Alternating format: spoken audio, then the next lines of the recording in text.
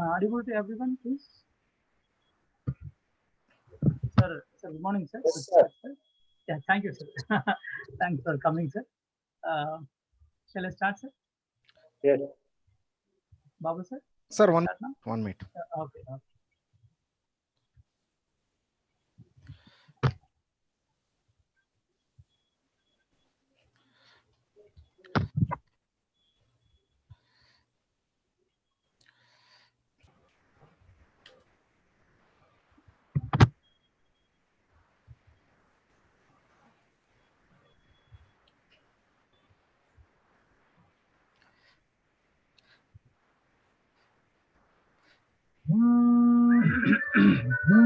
Done, sir. Yeah.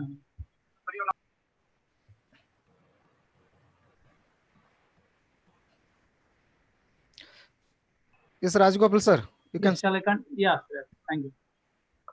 Good morning, sir.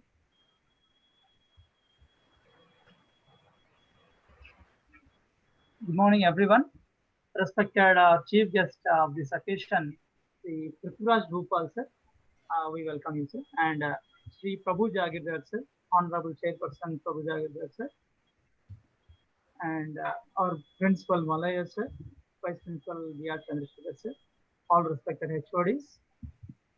And all my teaching staff, sub-staff, technical department, IT in charge Babu, sir, as well as my respected parents and all my dear students. I once again a very good morning. I wish all of you once again very good morning to everyone. It's a great honor for me to introduce myself, introduce and welcome our chief guest of this occasion.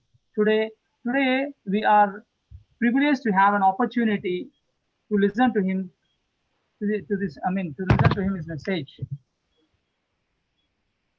So on behalf of all gathered here, I welcome you, sir. I welcome you, Prithviraj, sir, Prithviraj Bhupal, sir, Managing Director of BITM, Engineering College, Bellary.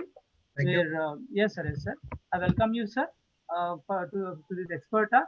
It's a motivation to all our students so that they can plan and execute their future, sir, in a right way. The pupillary management always encourages a student to excel in their academics and personally as well. So every year, students will have this expert talk and our management invites most experienced and knowledgeable persons and model personalities to give enlightenment to our students. In the previous years also, we have our management, pupillary management has invited a lot of a number of experts in different various fields for their expertise and motivating our children and guiding them in a right path to choose their future careers. So in the same way, I know that since 3 years we are coming to BITM campus visit as well as since 3 years we are having a expert tag from your side also, sir. At the same time, since 5 years we have started this expert tag from in our campus, in our Pupiltry campus, and uh, almost all the experts whomever they visit our campus or whomever they have come to the expert tags, so they have addressed our students and staff. Not only expert tags, but also we have also done the field visits, educational field trips, etc., and being organized by our management. So our science students have visited ISRO in Bangalore and DRDO, where Vijayanagara Institute of Medical Sciences, Medical College. At the same time, we have also visited agricultural universities and so our commerce students are also visiting number of multinational companies for these educational field trips. So and also research. So Pupiltry College is providing ample of opportunities for our students. So along with their excellent producing excellent academic results every year, along with these co-curricular activities and programs. So this pandemic cannot stop the academic and curricular executions of Pupiltry College. We always try to give our best to our students. I thank our beloved chairperson Prabhu Jagirdar sir once again. And now I request our principal Malaya sir to please speak about and introduce our chief guest, Prithviraj Bhupal sir. Please, Malaya sir, I please welcome you and take over the meeting.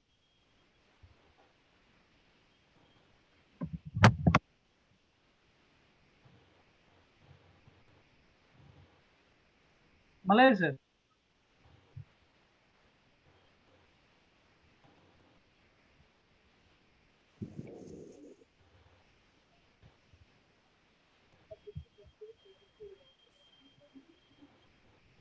Hello. Sir, disabled, sir. Yes, yes, sir. Oh, one second. Sir, disabled. Yes, yes, yes. Right, right, sir. Please continue, sir. Please start. Okay, thank you, sir. Good morning, everyone. Morning, sir. Morning. Good. Chief guest of this occasion, Mr. Prithviraj Bhupal, sir. Honorable Chairperson, Sri Prabhurat Jagirdar, sir. CEO of school, Srimati Sucharita Sriram, madam. All the HODs, teaching staff, non-teaching staff, and my dear students. Once again, very good morning to you all. I welcome you all to this expert talk about engineering field. Why we are conducting this expert talk? Many students have joined in few colleges without knowing what are the courses to study and become specialized in their course or field after PU. We want to see overall development in the students. Dear students, subject knowledge is not sufficient to settle down your life. So we require right direction, right guidelines. For that, we are inviting people who are expertise in their specialized field for every year. Dear students, the country needs doctors, engineers, lawyers, teachers, administrators, scientists, academians, etc.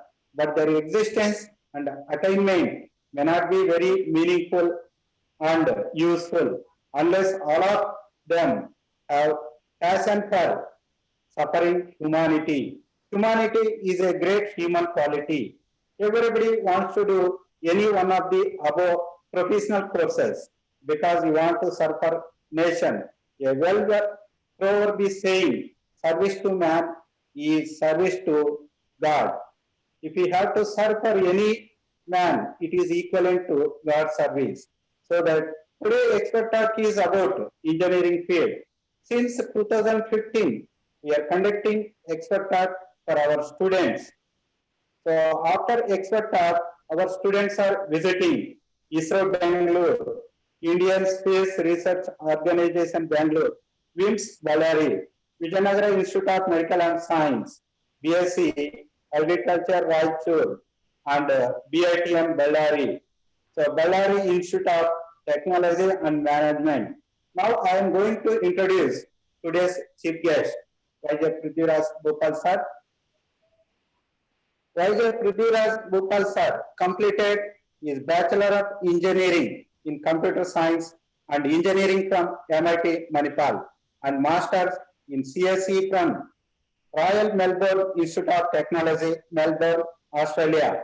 He has worked in Infosys Limited as a software architecture for a period of 3 years. In a short span, he has worked in the leadership role in the area of retail domain, supply chain, and logistics. He has also undergone certification in project management from Boston University, USA. Prithviraj Bhupal sir is a trustee of Basavarajaswari Group of Institutions, which is imparting quality education from kindergarten to post-graduation.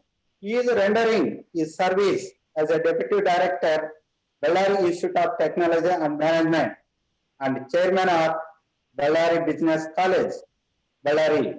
Under his vision, Basavarajaswari Group of Institutions has grown in leaps and bounds from 200 employees in 2008 to 980 employees at present, and from 3,000 students in 2008 to 9,800 plus students at present in a short span.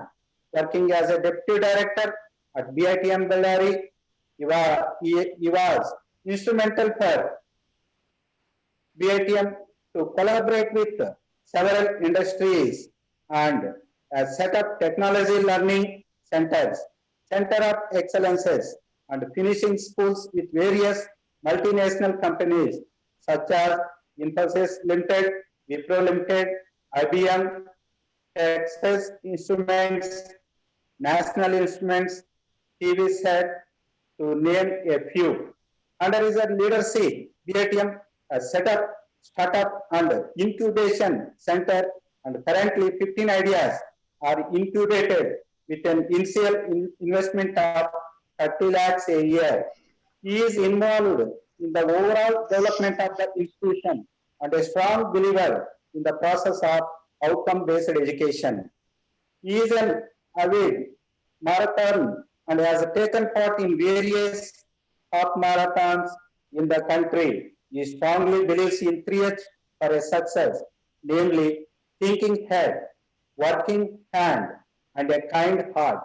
Once again, I'll repeat this: thinking with head, working with hands, and a kind hearted. Thank you, sir, for your nice profile. Thank you and welcome you to this expert talk. So please guide our students in the right direction. Thank you. Thank you, one and all, sir.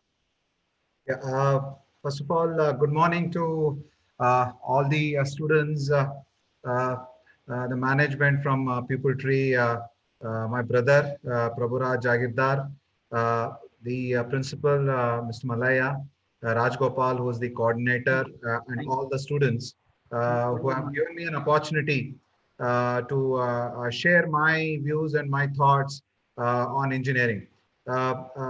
First of all, it's a great pleasure to be part of this kind of sessions uh, because very few pure pre-university colleges take this initiative of making students to go through different disciplines that a student can pursue in their career.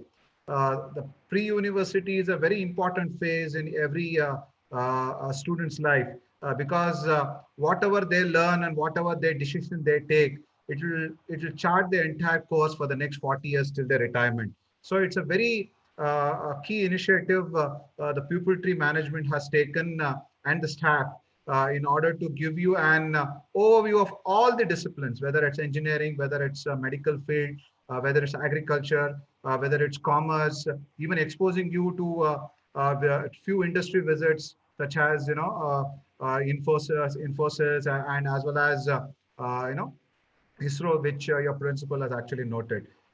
Once again, please make use of these sessions very with make use of these sessions clearly because what decision that you take, it's going to decide your entire career. I honestly believe life is a journey which you self-explore. You find out what are your strengths, weakness, and which you are good at, and what brings more happiness to you in doing that. Whatever you do with a lot of care, a lot of heart. Let it be very pertinent to that to the society, and make your name and fame in the society. That should be our ultimate goal. Whether you chose an engineering discipline or a medical field or an agriculture field or a commerce field. Once again, I take this opportunity to thank all the entire team Pupil Tree for giving me this initiative. So I'll take you through this small presentation for about half an hour to 40 minutes so that you get a clear view about it. I also highlighted some few things that initiatives that we have taken at BITM, keeping the student perspective in mind, and what makes an engineering field a very exciting field, and also the kind of the facilities and the kind of opportunities that are available at the engineering in the context of my institution itself. So let me share the screen.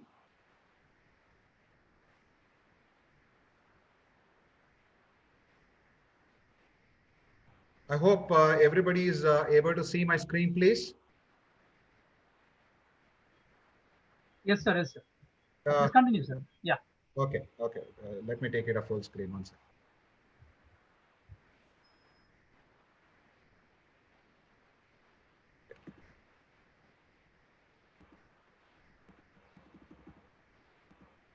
Okay. Just give me a minute.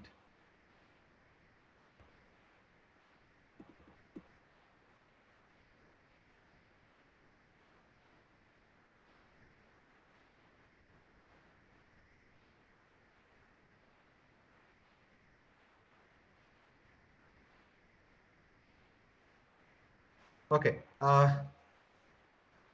Bellary Institute of Technology and Management, we had established this institution way back in 1997. We are approaching our silver jubilee year in a couple of years. We are an NBA NAC accredited and we are certified by ISO. This accreditation actually indicates the quality process and the nuances to the data. So we strongly believe that the data are the data will really help us to take better decisions. So these quality certifications really help us to take our institution forward. We are located in the Bellary Hospital Road, about 5 kilometers from the city, and the campus is known as Jnana Gangotri campus. Uh, this institution was set up by late my grandmother, Srimati Baswarajeshwari, who was the former union minister and the founder chairperson of THR Trust. She was also the member of parliament from Bellary for 3 times and also served as the union minister under the PV Narasimha Rao's government as a women and child development, and created a lasting impact in Bellary, and she's popularly known as Amma in Bellary, and every people of every cross section of the society has a huge regards to our founder for her service and the contribution that she has made to this wonderful country. We are the 6 trustees who are working day in and day out to ensure that the group of institutions really contribute and give a quality education in Bellary. And we are all professional people, whether we are, representing from the agriculture, from the engineering, from the medical, and from the law side, and tirelessly working to ensure that we provide a good quality education in Bellary from kindergarten to post-graduation. Myself, as the introduction has been given by Malaya sir, I've already he has covered my biodata. I did my computer science in Manipal, and then I did masters in Melbourne, Australia, and then I joined this institution way back in 2008 with a clear mandate that to develop the faculty, to develop this institution, and bring a lot of quality and bring a lot of industry institute initiatives so that we can provide good quality education and create employable engineers and who can really contribute to this to this nation in terms of the job creation as well as creating the employment opportunities. We run the following institutions in Bellary. The first institution we set up was Sanjay Gandhi Polytechnic, which is located in Sanjay Gandhi Nagar. Mainly the 10th students, the 10th grade students who pass out take up the diploma education. And then we have the BITM, we have the Industry Institute Training Center, which provide the ITI coaching. Then we have the BPSC school, where it houses the school, ICSE school, as well as the PU college. And we have a Bellary Business College, which is located on the Sirgupa Road opposite to KSRTC bus depot, providing the commerce education. So just to take you back to your learnings, the day you joined your schooling and you go through a different phase and you start exploring your capabilities, you understand the liking for different subjects. Some students at the very early stage, they say that, no, I like to become a doctor, like to become an engineer, I want to become a scientist. So they're very much aspirational, that each kid should have it. But the most important decision that takes place is during their 10th grade as well as in their pre-university. That's when I rather say the 2 turning points in your life. When you take a decision in 10th grade, whether to pursue your science or commerce or arts, and in your 12th grade or your PUC pre-university stage, you take a call like, whether medicine is my cup of tea or engineering, or whether it's a commerce, or whether it's an agriculture, whether my dentist, whether I want to become a dentist. So you go through a different phase, and then you take a decision saying that, no, this is the way where I want to go. My honest suggestion to every student is, please make a very informed decision. Don't just try to jump into what somebody influences you, or some brother or a sister or your a parent sometimes play a important role in your decision making, you can definitely take those suggestions, but it's up to you to take a final call and choose your right path, which will make you a better person and make you to really enjoy that particular profession. So that should be your real goal. This kind of sessions really will bring you a lot of enlightenment and make an informed decision in your life. So 10th and pre-university are very crucial for you. Since you now are all in a pre-university, you will be going through different expert talks. So I want you to validate and take an informed decision. Every profession or every professional course that you choose has its advantages, has its disadvantages. But it's up to you to analyze your strength, weakness. You can talk with your principals, you can talk with your teachers, you can talk with all the well-wishers of yours, and take an informed decision which will make you a better person and have a wonderful career ahead. So I will be basically going through the engineering as a career, which has a lot of scope and opportunities. And one of the reasons why India has gained so much of name and fame in the world is because of our engineers who are performing really extremely well in India and abroad, especially if the post liberalization. That's when Indian economy opened up in 92, 93, and a lot of software engineers, a lot of manufacturing industries started getting set up in India because of its huge population. India is a very young country. The average age in India population is just 35 to 40. So we are a very young age. The majority of the countries see a big potential in us. So we have the big resource, that is a human resource, that are our students, our teachers, our scientists, our engineers, who can contribute in tremendous amount for the development of the country, as well as the overall global development. So let me take you to as an engineering as a career. My agenda is first to highlight you, first of all, who is a professional person, take you through what is an engineer, who's an engineer, how do you define an engineering, then what's the difference between an engineering, the pure science versus the medical field, then what are all the engineering courses that you have, or the programs we say.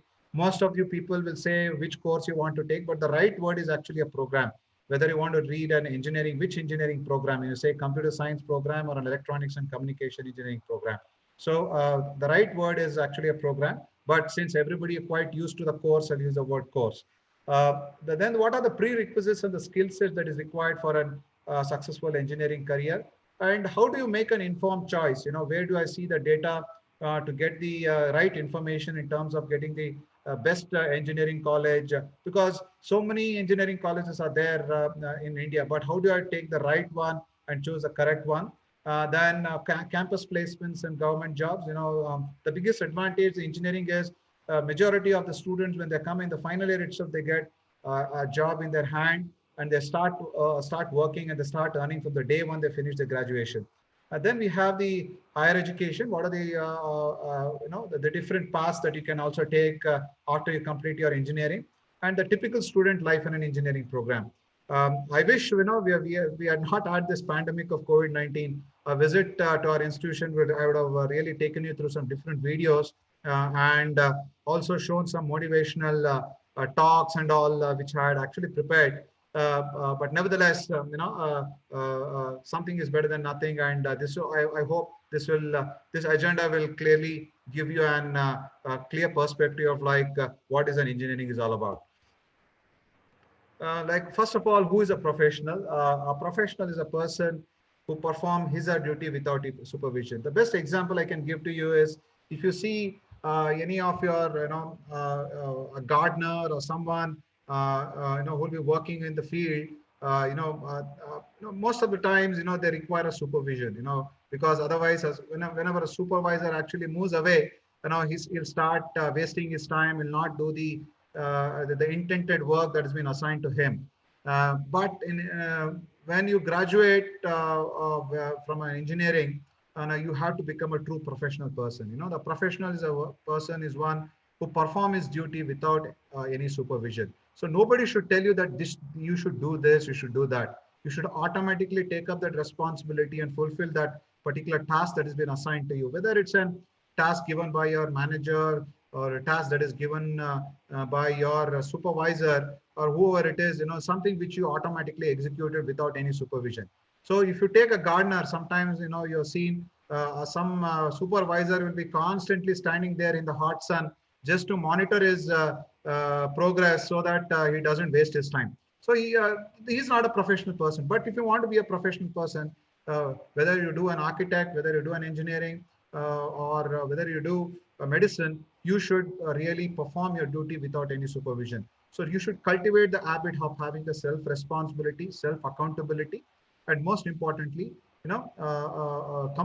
completing that particular task within a stipulated time. So then you only will become a true professional person. Next is who's an engineer. An engineer is a person who solves engineering problems of the real world. For example, the example is if the road is not proper and it requires a retarring or a new road to be built. So automatically a civil engineer will look into it, will find out like what should I do, what kind of the mud or the stones I should use in order to build a right road, so that all the commuters can actually have a safe journey on that particular road. So he understands that particular real life problem and he proposes a solution to it. As a software engineer, your job will be to design and develop softwares. So you write C programming or a C++ programming, and you write softwares which can solve the problems of the related to the technology, or you address a business problem through a software.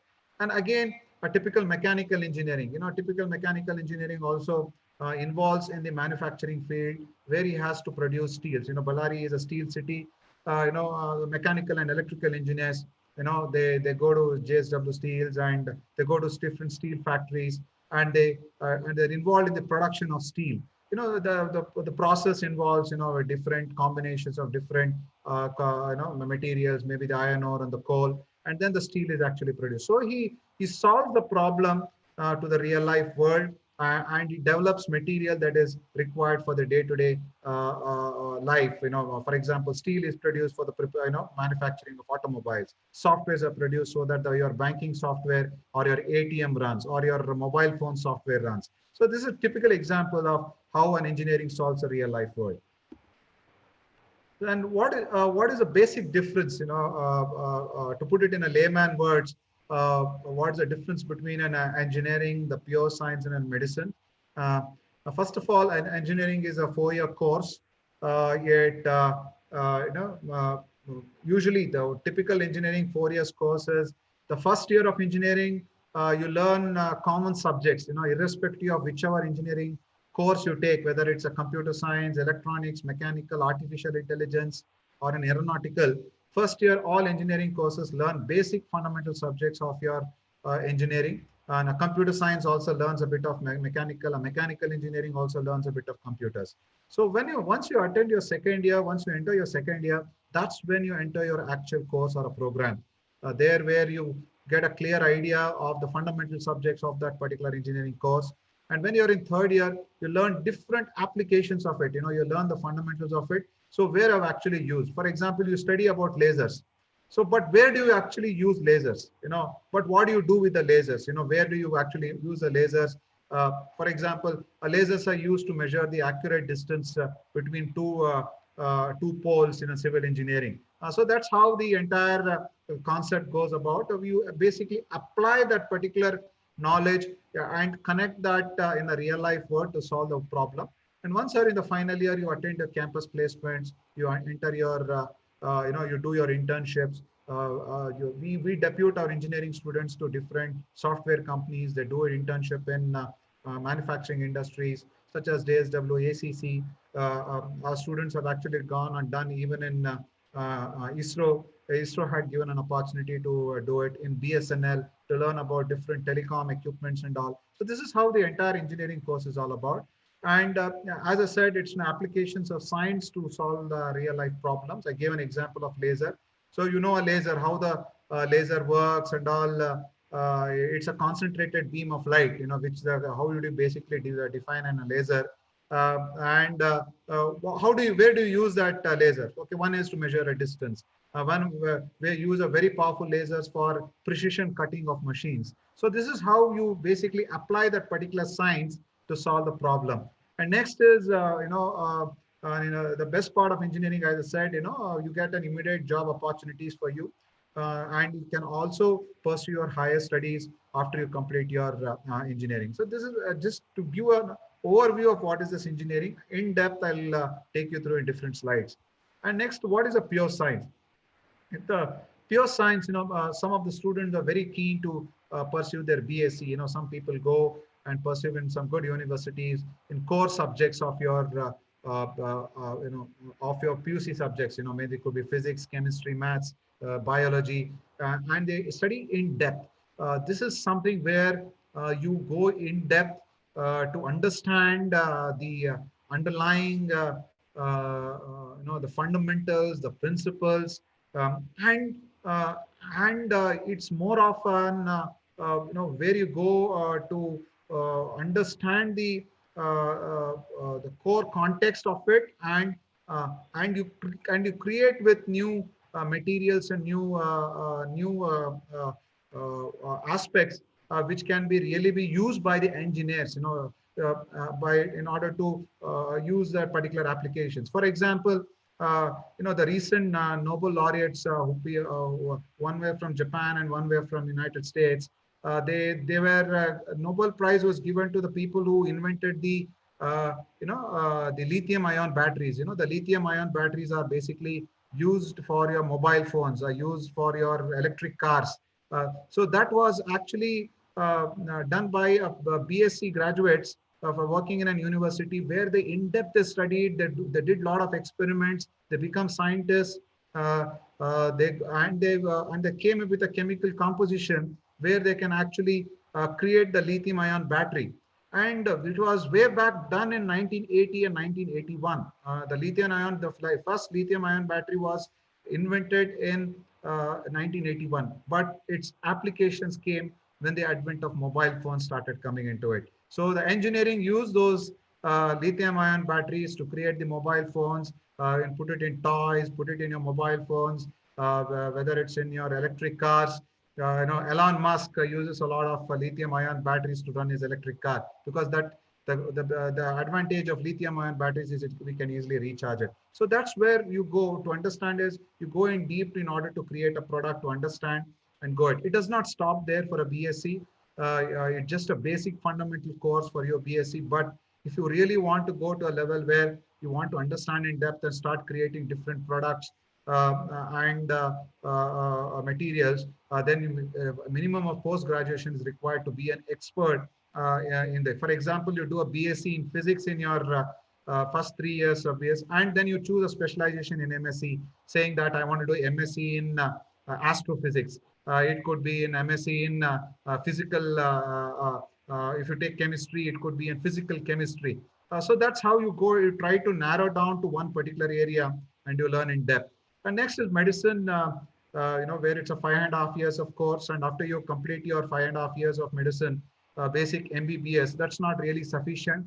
MBBS is really just not sufficient for you to really create an impact in the society. That's where, many people MBBS lot to do their, the aspiration is to become an MD doctor and MS in surgery, and they pursue their masters. And it requires a lot of information for you to really have a good, I rather use the word hard disk, because you have to store a lot of information, a lot of rememberings is there. One of the reasons why, though I had a very good medical ranking, but I did not go for medicine was, I was really interested in mathematics, because math is one where, once you know the technique, you can really solve n number of problems. But Medical required a lot of information to be stored, and you should be having a good remembering capacity. It's a noble profession, and it has its own enigma, and it has a lot of value in the society. All, even including the engineering, the pure science, and the medicine also. So then you have to do an MD, and there's also government of Karnataka has introduced a compulsory rural services if you're studying in a government colleges. So that's also an important criteria for you to understand the medicine. So if you want to really pursue an engineering, the criteria for to join an engineering is your physics, chemistry, math should be good enough. If you want to really pursue your medicine, your physics, chemistry, biology is good enough. But in case of pure science, it doesn't matter. It depends upon, like, you have to do a foundational BSc course and then narrow down to one specialization which you want to do. What are the programs and branches in engineering? These are the different engineering courses which are quite popular nowadays, and which are pursued by many engineering graduates. We have computer science and engineering. It requires software development. This is one course. The next course which I'm going to highlight is artificial intelligence and machine learning. We are the only 8th college in Karnataka to get this particular course, artificial intelligence and machine learning. The government of India and the state government really recommended our institution. It's only because we have a good expertise of staff members and PhD holders, where we have got from, where we have hired from NIT Warangal and NIT Surathkal, who will be teaching this particular course. It has a lot of impact in terms of artificial intelligence. Uh, the simple example of an artificial intelligence for you is, if you go log into IRCTC, if you want to book a railway ticket, there on the right hand side, a pop-up comes. It is called a Disha, and you just type any query into it. Automatically, it gives a response to it. They are called as bots. So automatically, it gives a response to it, and that is a typical example of artificial intelligence. Or the most common thing is your Alexa at home or a Google at home. When you say, hello Alexa, play me a good song from any movie, automatically the Alexa will plays it. So this is called natural language processing, where your voice is automatically converted into a text, and searching is done by the software, and automatically it displays it. See, that's how how the artificial intelligence has changed. Before, about 20 years back or 30 years back, you need to, if you want to really play a song, you have to go to a market, buy those cassettes. When you were not there, we used to buy those magnetic tapes, and then put it in a recorder or a tape recorder, and play those tapes. Go to that particular song, forward it, and then play it. But today, the technology has changed so much with artificial intelligence and computer science that you just have to say a word to Alexa, and automatically it plays a list of songs. If you want to say, hello Alexa, play me SP Bala Subramaniam songs, automatically it plays all the Bala Subramaniam songs. So this is how the entire technology has changed, and it's going to play a big role going forward in every field, whether it's a medical field, and whether it's an pure science field, everywhere. Even today, in a search for the COVID-19 vaccine is done through an artificial intelligence. So I wish I had more time, which I could really taken you through the artificial intelligence, how the COVID-19 vaccination development is taking place through AI. The next is machine learning. Machine learning is something where it behaves like a human being. I can give an example is about the driverless car. Already Google, whether it's Amazon, they're all working and investing a lot on the driverless car. A driverless car is something, a car which does not have a driver. You just sit there, and automatically it's guided between 2 points from a source to a destination. And the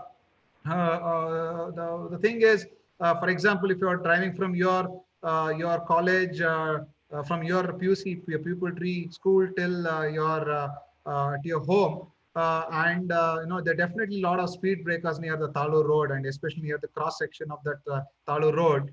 And automatically the car will slow down at that particular speed breaker, because the car automatically knows through its GPS location, whether it's a latitude and a longitude, and automatically slows and knows that at that position there's a speed breaker, and and it behaves like a human being. It knows that there is a speed breaker at that particular point. So that's how the entire machine is automatically learning like a human being, and it's acting like a human being. That's where we have started this particular course, and it's creating a lot of impact in the society. Majority of the IT companies and software industries, the who and who of the software world are investing tremendous amount of their resources in artificial intelligence and machine learning. So we have started that particular course, and it's doing really well. And electronics and communications, where you learn a combination of a hardware and software. It talks about more of circuits, the semiconductors which are studied in your physics, the NPN and all, your smart watches, your satellite communications, your mobile phone, 2G, 3G, 4G, how it works. It all deals with the electronics and communication. And it's very interesting, it's one where majority of the companies do prefer also electronics because they learn a combination of hardware and a software. Whereas in computer science is more towards the software side. Software is a set of programs which do a typical task. For example, if you go to an ATM machine and put an ATM card and you pull and you key your number and you touch the screen, and automatically the machine sports out the required amount of money that you have actually keyed in. So this is you go to a banking, everywhere the software has actually come into it, whether it's in civil field, mechanical field, engineering field. It's an amalgamation of knowledge. So this is about typical software side of the computer science, artificial intelligence, and electronics and communication. Then comes about the mechanical engineering. Mechanical engineering is about the manufacturing industry, the aeronautical industry. If you're really interested to be an aerospace engineer or an aeronautical engineer, you can definitely pursue your mechanical engineering. It does have a lot of scope and opportunity. I'm really telling it, going forward in the next 2 or 3 years, mechanical engineering is going to play a very key important role. It's only because of the number of industries that are going to be coming around in the next 4 years, 4 years. And also mechanical engineers have an opportunity in ISRO. If you want to really become an ISRO scientist, I can name 2 of our really alumni students who have become ISRO scientists. One is they are from Bellary itself, who studied in our college. One is Dr. Veeresh and Raghavendra HM. They are both scientists in ISRO. They are the scientists SF, and both of people have played a key role in the Mangalyaan and Chandrayaan mission of our country.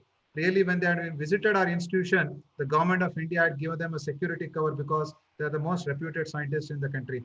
And so that's how they're involved by mechanical engineers. They really work on the propulsion system. They work on the satellite communications. So a mechanical engineer has a lot of scope, especially in the automobile, aerospace, ISRO, and can play a big role about it. Electrical and electronic engineering, we call it as a triple, but it has a triple advantage. One is you can be a good power. You can work in power generation companies. Maybe we have a thermal power station in Bellary, BTPS. And the biggest investment that's happening is in the renewable energy, whether it's a solar energy, windmills. If you're passing through from Bellary to Anandpur, then you find a beautiful windmills that have been erected there. So each produce about 2 megawatt of energy. 2 megawatt of energy is good enough to the power the entire village. So the windmills is used to power for the power generation. So a lot of opportunities for you is there. In the next 5 years, the government of India and the government of Karnataka are planning to invest about 5 lakh crore in the amalgamation and production of electricity, because the biggest shortage in industry in a country is the power generation. And so a lot of investment is happening in the solar. You take my institution itself, my entire institution on the rooftop is covered through solar. 70% of my energy is saved, and my entire institution is running on solar energy. So there's a lot of scope for it. And electrical engineer can also become a software. So that's that's also an advantage for you. They also learn software like C, C++ also. And electrical has a big scope for you if you want to join JESCOM, KPCL, KEB engineer, government sector, where you write a couple of Karnataka Public Service Commissions and examinations, and you also become KEB engineers. Every year, very proud to say, an average of 4 to 5 students are getting into government sector, and they become KEB engineers and the JESCOM engineers. Civil engineering, the word civil engineering has come from the word civilization. That's one of the most oldest profession in the world, where the day the man was set on this foot on this set his foot on this earth, he's been building, creating, and destroying it. So that's an ongoing principle, ongoing, I should rather say, phenomenon, and it's continuously growing across. It's an evergreen. If you're really passionate about building, constructing, designing, and civil engineering, it does not mean only brick, cement, and mortar. Today, a lot of structures are built using steels. Alternate building materials are used, such as the UPVC windows and all. If you just see that, before we used to have only wooden windows. Today and later it became the iron and steel windows. Now today we are using UPVC windows, which is a combination of basically it's like a plastic that is used for development of and they look beautiful also. So the civil engineering is that civil engineering does not stop only with the civil side. It has a lot of specialization where you can become a tunnel engineer. You can become a metro railway engineer, where you can build metros, you've seen Bangalore metro, which is there, or the Delhi metro, which is there. So that's an example for civil engineering. Also, you can become a structural engineer where you design structures so that you build very good structures so that the building will remain very steady and sturdy. Structural engineering. Then you have an environmental engineering. If you're really concerned about environment and you want to pursue a career in building a very sustainable engineering plants and all, then environmental engineer plays a big role. So that's also playing a big place. And automobile is more or similar to the mechanical engineering, because if you learn mechanical engineering, it's good enough for you to become a good automobile engineer. And aeronautical engineering, again, as I said, first you try to pursue, or if you're really interested in automobile and aeronautical, try to pursue your basic mechanical engineering course, and then you can try to do your specialization once you do your master's or a MTech in the form of an MTech in aeronautical or MTech in automobile engineering. Biotechnology is also a very key course, where if you're really interested in the production of insulin. For example, one biotechnology company which I can give you is Biocon, where they use their your engineering biotechnology knowledge to develop insulins, to develop necessary components or the chemical materials required for production of medicines. So biotechnology also is a very key role, but very few colleges has this biotechnology. But you need to really first go into the syllabus, try to understand what that particular course, and then take a proper decision. Architecture is a 5 years course. It's a combination of civil engineering as well as arts. It's something where it's an amalgamation of both your the left brain and the right brain, or you use both your right brain and the left brain, your analytical side as well as your creative side of your brain. And architecture is very interesting. You need to have a lot of patience for it, learn and appreciate the beautiful things around, and learn to connect to the real life and try to implement on those real life can play a big role if you want to become a very good architect. Tremendous amount of opportunity for to become an architect. Hence, almost 70% of what the architect study has, civil engineering also has the same. The syllabus more or less is the same, because as an architect, you should also understand the basic underlying foundations of civil engineering also. So it's 70% of civil engineering, and then there definitely about 30% has a lot in terms of the design and understanding the creative side, and working your way up and your imagination. So that plays a very critical role if you want to become a very good architect. So the various engineering courses which I go, all have opportunities. So don't say, okay, because only computer science have an opportunity. No, every engineering course has an opportunity. Try to take something which you're passionate about.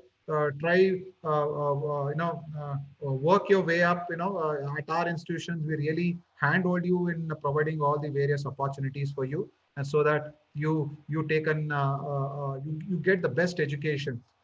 We push you. We push you to the great extent of participating in various events and even competitions, whether it's in Jaipur, Delhi, Bombay.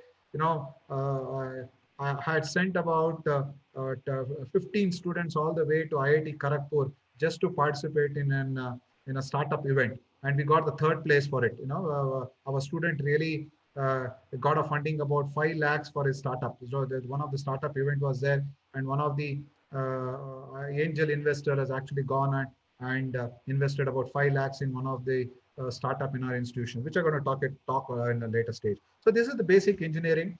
But I honestly feel if you want to take a particular engineering course, so you please visit the institution, see the institution, talk to the professors over there, so that you get a clear-cut perspective and take a right course so that you make an informed choice.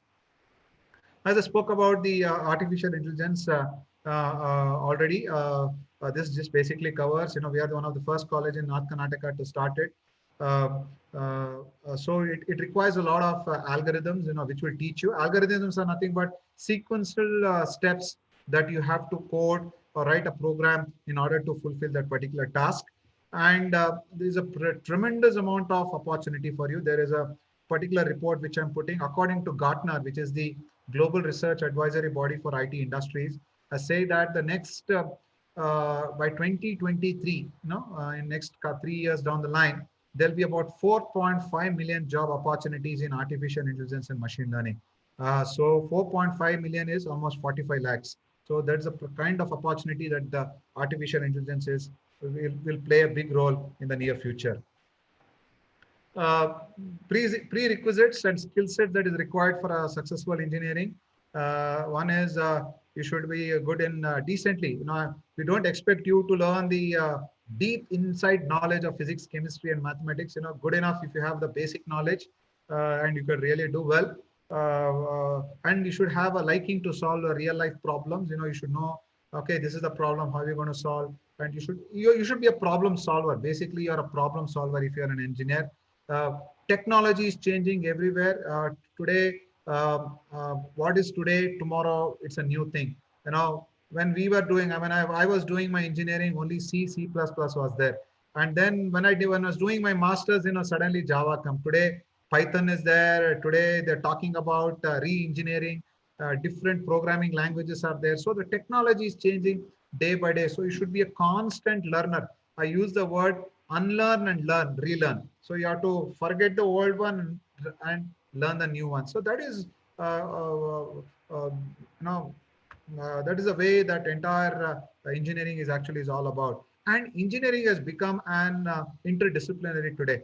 Today, engineering is not put into different compartments or different silos. What I mean to say is, you take a typical car today. A car has a mechanical component where you have tires, you have the steering wheel, you have the crankshaft, you have the pistons, everything is there in a car for you. Also, there is a wiring in it. There is an electrical component in it, whether you have the battery, the internal wiring, so that the entire car can be operated on a switch mode, buttons and this thing. So electrical wiring is there. And then it has electronic components also in it, the sensors it has. Once you put a reverse gear, the or the camera switches on, and you're able to see what is behind your car on a touch screen or a screen that is mounted in a system or in your car.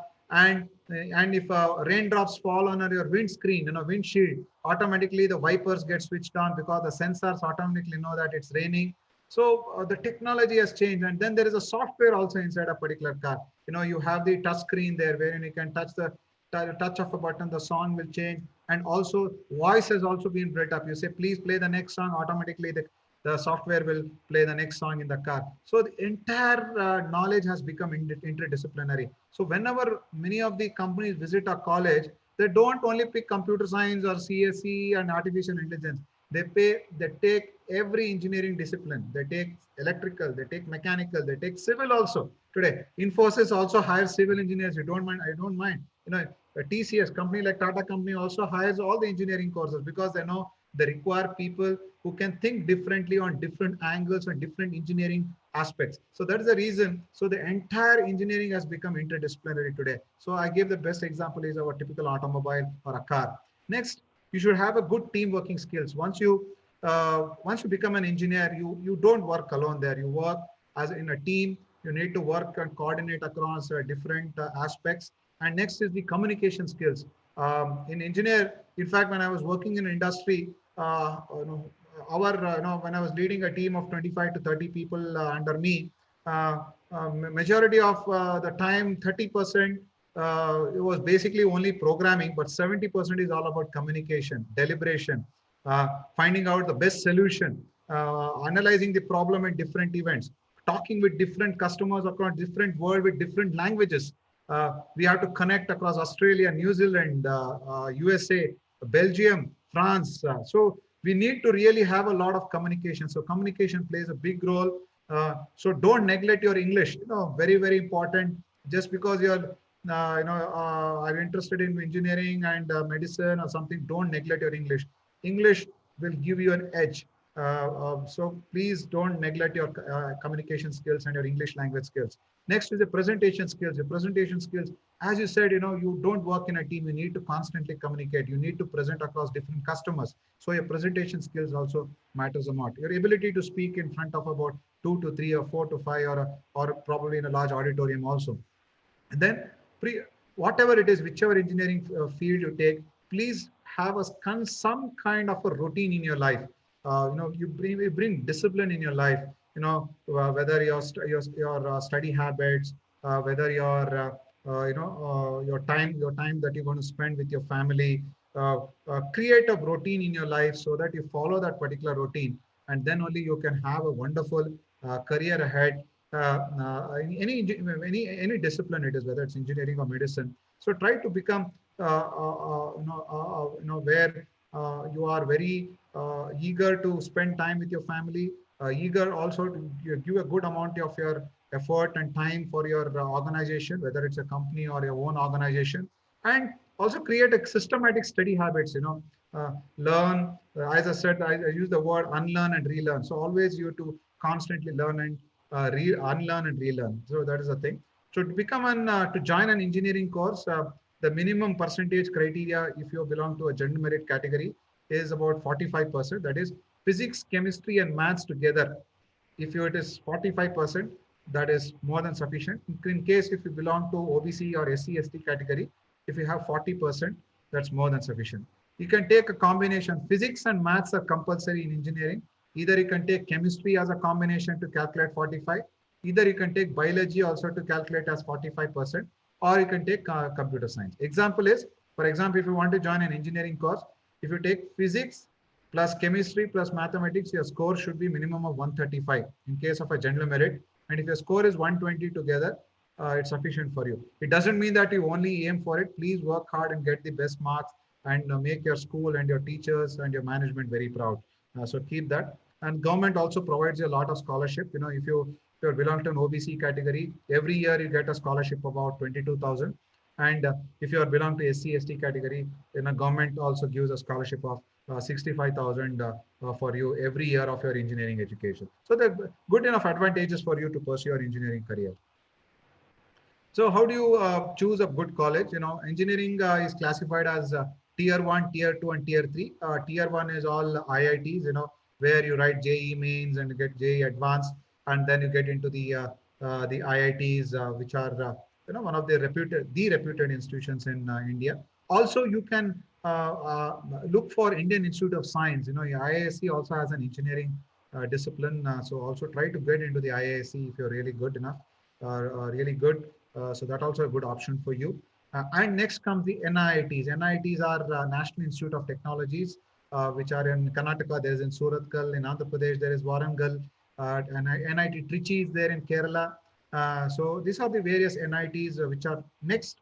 Also, through JEE, also JEE Advanced, also you can get through these IITs and NITs. So the entry to IITs and NITs is through JEE Joint Entrance Examination that you have to clear. Then tier 3 colleges, where all the other colleges comes other than the IITs and NITs, where affiliated and autonomous colleges comes, such as ours, where you have to get through the through the common entrance test. So my honest request to all the students and to all the staff also, please don't neglect just because you are attending the the IIT, sorry, the JEE and the various NEET. try to do well in even in your PUC also, because when you're looking for a professional engineering course in Karnataka under the affiliated and autonomous college in a tier 3 category, the common entrance test puts a weightage of 50% of marks of your PUC and 50% marks of your CET. So I see majority of the students sometimes they're given, okay, it's good that you're aiming for a JEE, but also please don't neglect your physics, chemistry, maths, biology in your PUC also, because you should get a good rank. And you can also, there are very good colleges, affiliated and autonomous colleges where you can take and you can become a very good successful engineer also. So try to do well in your physics, chemistry, and maths. And when you do well, my suggestion is give equal amount of weightage to both your NEET, JEE, NEET or JEE, and your physics, chemistry, maths, and biology. So that it will enable you to get a good rank, and you can get a good government seat at a very much at a lesser cost. So as I said, how do you make an informed choice? Every there's a week magazine which gives us the different colleges. The Week magazine is one of the good magazines where it talks about different top colleges in India. It talks about top colleges in arts, science, medicine, even in engineering. This year, in the month of August, Week released a magazine called the Best College Issue. Ballari Institute of Technology and Management was rated as the 159th best engineering college in India. In India, there are 2,500 engineering colleges. So we've been rated as the 159th best engineering college in India. That includes the IITs and the NITs and all the colleges. It's not the private colleges, it's the includes of all the colleges. So it's a lot of effort and has taken place into it. And the week mainly concentrated, gave this particular rating and ranking in terms of the kind of employability opportunities that college provides. So we are one of the few colleges in entire India where a good number of students are getting good jobs in top companies. So also we've been rated as AAA by Career 360 in the last 3 academic years. So what happened in terms of our campus placements? What is a typical life of a campus engineering student is, once you are in the second year or the third year, they start the campus training, where they give an equal amount of training in terms of your English language ability, soft skills training, we call it as a soft skills, then the logical thinking, then we give about your quantitative aptitude. Then we make you to learn through different certifications and courses so that your skill should match. A company hires only when they, when they find in a particular graduate the right amount of skills to be hired. So these are all the various companies comes and hired our students. And this year we have placed about 329 students, and still campus placement is in progress. We could have easily touched more than 400. Unfortunately, this pandemic curtailed our academic activity in the month of March. So otherwise, we could have really done touch more than 400 this year. What happens in a typical campus interview? A company comes to the college, they'll give you a test which will train you in our institution. Once you clear, you go and attend the technical round, or where they ask you some technical questions. And then you attend a typical human resource round to understand your basic understanding of your understand your whether you match to our expectation or to the company's expectation. And then the offer letters are released. The best part of the engineering is about the campus placements. You complete your engineering in 4 years and immediately you start working. The minimum salary they provide is minimum, I'm talking about this 3.75 lakhs per annum, and it has gone to 27.7 lakhs. So that's a big opportunity for the students. Never any other profession does not give such a good salary immediately after your graduation. And 3-4 years down the line, you work in a very good company. They'll send you abroad for different projects across different parts of the world. You'll be flying across different countries. You get the opportunity to work in different countries and do it. I'll give an example, true example, which is very inspirational was last 3 years back. We had one parent. Basically, he used to sell vegetables in a cart in Sirgupa. And the girl had studied in Kannada medium in PUC, and father could not afford in a private PU college. And she joined engineering, She completed engineering. We had given all the required requisite skills. She got campus placed in a very good company, L&T. And you will not believe today, after 3 years of working, and today that girl is actually working in Japan and Tokyo, working for a Sony company there. It's a totally, see the transformation, a father selling an vegetable in a cart in Sirgupa, and a daughter is actually working in Tokyo for a Sony company, developing the next the technology based products for Sony. So this is the typical motivational aspect what the engineering can actually provide for you if you really want to settle in your life. So this year we got 329 students placed. Just to go skip through some of the things. Other aspects is you can definitely get into Indian Army. Indian Army every year comes and also recruits in our institution for the engineering group. Indian Army has several divisions. One is and you go at the front. We go at the front to basically face the battle. But behind there are a lot of underlying things which happen. There are communications wing. There is a Madras engineering group where you have to build bridges, construct temporary bridges, erect tents. So that's where our engineering students play a big role to provide the best technology. So even software people are hired so that hacking does not take place. The systems are protected across the Indian Army. So that's how even the engineers are hired by the Indian Army. ISRO, I already gave an example. DRDO, we have an alumni, a student by name B. Simulata, who did E&C, Electronics and Communication, and she's a principal research scientist for a BrahMos missile. She is working on the missile technology in DRDO. A lot of civil engineers get selected in Karnataka Public Works Department, where they join irrigation department, the building canals. Irrigation is all about building canals, looking after the dams and all. They also become PWD engineer, Public Works Department. Electrical engineers join a lot of Karnataka Power Corporation like JESCOM, KEB. And you'll not believe, I'm so happy that even our engineering students are really working in the banks. Typical lot of banks has a lot of my students actually working. It does not mean they're basically doing backing. They'll be looking into the underlying operations. So they manage their IT infrastructure. They manage the software that is used in the banks. So banks also hire, and they really have a good opportunity in all this. In addition to the private companies such as TCS, Infosys, and all everything. So this 1920 academic year, we created a record in the entire Karnataka.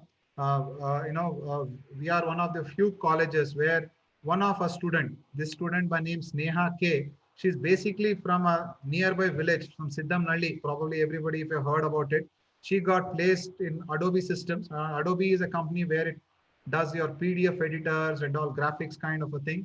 And she got placed with a salary of 27.7 lakhs.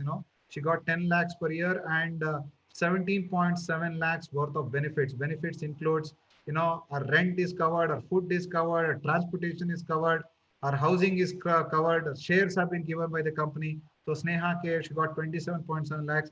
Firdos Afrin, also very proud to say, she also comes from a very noble background and she got placed in TCS with 7.02 lakh. And I'll show you the next slide. So many students got placed in Byju's also. We had about 8 students getting selected in Byju's where working on technology platforms. They are from mechanical, they are from electrical, they are from computer science, they're from EC. All the students who got, probably it's not visible that way due to this this picture. They also got selected in Byju's with a salary of 10 lakhs per year. So you have a good opportunity, especially in engineering, if you really want to hit the ground running after your graduation. Last year, we had Mohammad Amjad got 8 lakhs per year. Shreyas is a very good example, where is just his engineering percentage was just about 60% or something, and is working with a great learning, which is a competitor for Byju's, and a 7 lakhs pay package per year. So this is just how few students which are picked up in order to show that the kind of opportunities that are there in engineering. And then higher education in engineering, definitely you can pursue your MTech. MTech, as I said about civil engineering example, like you can do a civil engineering and then you can become an MTech in structural engineer, or you can become MTech in tunnel engineering, MTech in transportation engineering, or MTech in electronics and communication. If you do, you can become MTech in VLSI and chip designing, or you can become a verification engineer. or you can become a smartwatch engineer. The smartwatches talks about, the miniaturization of technology, such as you work in Intel, AMD, top companies which manufacture the chip, Samsung. So they do a lot of electronics and communication. Electrical, they do basic electrical, and then they become a power plant engineer. They become a power electronics engineer. So this is how the specialization takes place in MTech. We can either pursue in your India and abroad. If you're really looking to pursue your masters in abroad, you can write your GRE, TOEFL, or or IELTS, which is a thing where we will take you through the career counseling once you join engineering, like what are the opportunities for you. And we are one of the first college in the entire Karnataka where we have started German language training in our institution. About 15 odd mechanical engineers of a college got German A1 certification. And the good part is, if you get through the German A1 certification, you can pursue your master's degree in Germany at a very fractional cost. Under 5 lakhs, you can complete your MTech or MS, and you can become. So our 15 of our students will be going shortly to Germany. Because of this COVID thing, they are not able to go. Once this COVID comes down, they'll be looking to join, whether in Berlin or Munich or Stuttgart, to become, because mechanical industry is tremendous amount of opportunities there in Germany also, especially because the top brands like automobile brands are there in Germany. Then you can also pursue your MBA. MBA you can pursue if you want to become an MBA graduate. A lot of students do pursue their MBA because it's a combination of technology and management knowledge. So a lot of companies do prefer to hire the students with a technology and a management knowledge. So this is an opportunity for you, and later you can definitely do your PhD. This is just to give an example, like we are tied up with industry interface, with Infosys, IBM. We have a robotics lab in our college. We have tie up with Wipro. We are tie up with Texas Instruments, NI LabVIEW. We have a company called TVS Group, and under the TVS Group, the Harita TechServe, we are training the students on it's a you heard of the Rafale jet, which make a big news. This thing, the same software that is used to develop the Rafale jet, our engineering institution has. Our mechanical engineers are working on it, and they design cars, they design aeronautical components in it, and TVS company is one which is hiring every year our students, which is working on that particular platform. It's called Dassault Systems CATIA software. Each license is somewhere around 2 lakhs. We have 30 licenses of it. So we invested so much of amount, and our students are actually using that particular license software to work on that latest technology, and so that they can be directly hired. So also we have a state-of-the-art solar energy lab, just to give a perspective about my institution. And as I said, startup is also playing a bit. This is something very close to me. We have been really putting a lot of effort, time, and money in terms of encouraging the startup. So if you really want to become have a passion that someday I want to own a company, I want to start a company, you can do so. All you require is simple formula. You should have a new business idea, bring innovation to it. There's a lot of difference between an innovation and creation. Innovation is something which is already there, but you try to do it in a different way. A creation is something which is not there. You try to bring it and try to make it into a new one. It's something which is new. So innovation, then you should have a passion for learning technology. You should have a technology. If you have that simple formula, new business plus innovation plus technology plus passion, then definitely you can have a startup. The big advantage the India is happening is in the startup, because lot of companies, lot of big companies are investing, and lot of investors are investing on new ideas, on technology, on your new ideas. And one day you can become a owner or of a startup company, and you can really create a tremendous amount of impact. For example, Paytm is again a startup company has become. Whether today Byju's, you take a simple example of a Byju's, he just did it on a small passionate way to develop that this thing, and suddenly Facebook has invested so much on it, and today that has become one of the big technology company. So this is how the entire thing is all about. So we have a technology lab in our institution, where about 15 projects are got incubated, and every year we are providing about 3 lakhs of funding to every idea. So they buy components, they visit. We have a mentor. We have Mr. Shivraj is there, and his particular startup was awarded by President of India. He basically developed an app to help the agriculture field, and he's our mentor. He's really helping to groom this particular startup, and it's coming up really, really well. So this is just a few pics about our startup. We call it as a BITM Research and Incubation Commune for Startup. Uh, so we have set up this, and every year there's a funding about 30 lakhs we provide for, you know, support the student idea and make that idea into a reality. So this is how we do it. And these are the few startups which are already in an advanced stages. We have 15 which are getting incubated. Phase 2, 11 projects have gone to the phase 2. Phase 1 still because we are validating their idea and seeing whether we can do it. So these are some of the students which are actually working. You can just see software application. Even a first year student, engineering student, is actually been shortlisted and is working on a startup. So we also encourage this particular thing. We are also working with our alumni. We are not left here.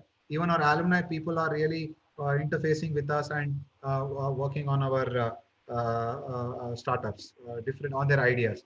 These are our top alumni, which I already spoke about. Dr. Viresh is an ISRO scientist. Raghavendra HM, again ISRO. Both are mechanical engineers. Sumalata is an EC engineer, is working in DRDO. Padmakar Gurdur is again from the a student who graduated. Today is working in Robert Bosch on a driverless car and autonomous technology for vehicles. Mr. Paul Rowan Singh, again from Bellary, is the entire, for the entire world, he is the entire IBM security business unit head. So these are a few of the alumni, and these are all the various rank holders of our institutions in the VTU. In Karnataka, there are 240 odd engineering colleges. So if 240 our students were able to stand top and get these ranks in various MTech courses as well as the engineering courses. So this is the brief thing about our institution. And what is a typical student life in an engineering? Engineering is a 4 year course, as I said. Each year as a semester, we call it as a semester. That is, each year is divided into two. And a typical semester is about 4 months of academic sessions, where classes, labs will be there, and 1 month of examination will be there. And immediately after 1 month, you'll have about 15-20 days of vacation, holidays will be there. And again, a new semester will start. So first year is all common subjects, where I said already, and second year you enter into your respective courses. And then it's just not about study in engineering. A lot of students participate in various college fest, VTU Youth Fest. Our students go and participate in Youth Festival, which is one of the biggest event, where 240 odd engineering college students come at one location and they participate in various competitions for about 1 week. So we send a big contingent every year. About 150 students go here and compete in that particular Youth Fest. We also facilitate for you an internship. Internship is where you go and experience the corporate environment for a short period of time by doing a small project. That is an internship. Like, for example, a mechanical engineer goes to a JSW and he goes and works like how our steel industry works, how a steel is produced. Some mechanical engineer goes to a Kia Motors and says, he wants to see how the entire production of an entire car takes place. He goes and gets that real life experience for a short term before he actually joins a particular company. So this is how internship also happens. We have different student forums. We have a lot of activities are driven by the students here. We are just facilitators here. They take up. We have different forums like Mechanical Engineering Forum, EEE Forum, Vaishashika Forum, Tech Vriksha Forum. We have IEEE student branch, IEEE women in engineering, where we encourage a lot of women students, girl students to become leaders in technology. So that's how we entirely work through and build their career and develop their strong foundations in engineering. And we also conduct a college day where different competitions are held: quiz, drama, mime, rangoli competitions, cook without fire. That's hell of a 4 or 5 days of fest that takes place in our institutions, and students have a good time having that particular fest. And also we have a memorable graduation day. So once the students complete their final year, we give them a nice graduation day in a beautiful auditorium where they take a oath, The students share their ideas, their wonderful moments. Students are awarded. The best woman engineer is awarded. The best all-rounder is awarded that day. Topper is awarded that day. And it's a very memorable one, and students have a good time for it. So these are the few of our sports achievements. Students, we have a very good hockey team in our girls, which we do it. Hockey team is doing really well. Students participate in various athletic and basketball, football. We all sponsor it. We literally encourage the sports activity in our institutions. So I'm a big sports enthusiast, something that is very close to me. So I do encourage a lot of, we do encourage a lot of sports activity in our institutions. We sponsor it. We send it to various tournaments, whether it's in Tamil Nadu, whether it's in Mysore, whether it's in Belgaum. We ask you to go and participate in various events for it. So this is a typical graduation day where every students get to wear the graduation robe and have a wonderful moment. They take selfies, they have selfie corners, and this is a typical student life. It's just not read, but is also all about experiencing the entire wonderful professional career in terms of professional, in terms of technical ability, emotional ability, building friendship, building a lot of memories in the institution. So it's a wonderful day that we have in our graduation day. And we have a different cultural clubs. As I said, in our institution, we have a literary club, we have a theatrical club, we have fine arts club, we have audiovisual club, all driven by the students. Students only, they have developed the app in our institutions. You'll not believe there are 3,500 students in the campus. And every year in this particular cultural program, in any one event, if it's just a participation, the number of participation certificate I literally signed was about 2,652. So out of 3,500 students, 2,652 participated in various events and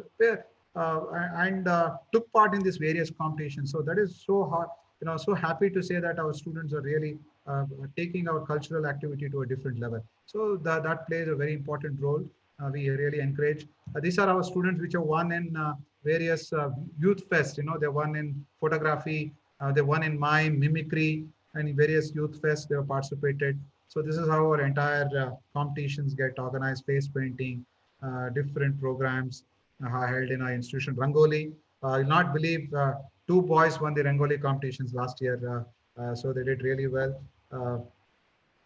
And just to conclude, uh, just this is the last but not the least. Uh, this is the list of richest people in the world. As per the Forbes magazine 2020, they released the richest people in the world, and in that you can just see Jeff Bezos is there, who is the founder of Amazon, Bernard Arnault. Then you can see these are the top 20 richest people in the world. Out of this 20, 8 out of 20 people are engineers. You'll not believe 8 out of 20 people are engineers. And Jeff Bezos, who is Amazon, is an engineer. And Mukesh Ambani, he himself is again a chemical engineer. So the richest person in India and richest person in the world, both are engineers. So 40% of the richest person in the world are engineers, and richest man in the world and richest man in India is an engineer. So engineer is playing predominantly a big role in the entire uh, in the context of industry as well as globally. Is creating a lot of impact and playing a crucial role in terms of the entire development of a nation also. As I said, if India has so much of respect, it's because of our engineers have created, scientists have created so much of impact in different parts of the world. So this is just to give a clear perspective. So I just have a few questions, please. You can definitely pose the questions.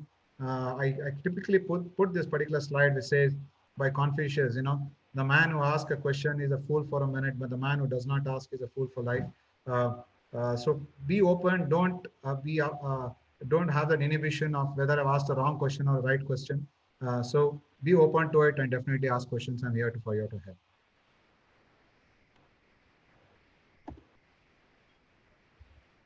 So any questions, please, that you all... Yeah, thank you very much, sir. Thank you so much for your wonderful motivation and wonderful speech, sir, presentation.